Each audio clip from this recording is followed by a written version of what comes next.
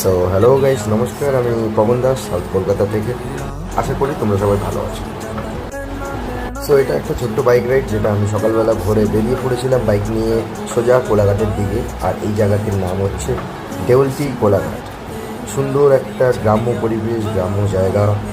আর এটা হলো সেই জায়গা যেখানে হচ্ছে শরৎচন্দ্র চট্টোপাধ্যায়ের বাড়ি অবস্থিত এখনও রয়েছে। আপনারাও গিয়ে দেখে আসতে পারেন।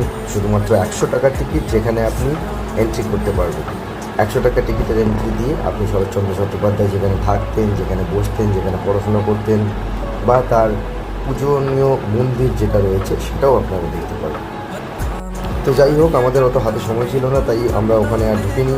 আগে অনেকবার এসেছি, এখানে ঘুরে গেছি। তো আমি সকালে বেরিয়ে পড়েছিলাম এই গ্রামের একটা ফিলিং নিতে, বা নদীর একটা এসেন্স নিতে সকাল সকাল, আর এই জায়গাটা ঘুরে বেড়ানোর জন্য আর মজা নেওয়ার জন্য। যদিও সকালে খুব বৃষ্টিও হচ্ছে।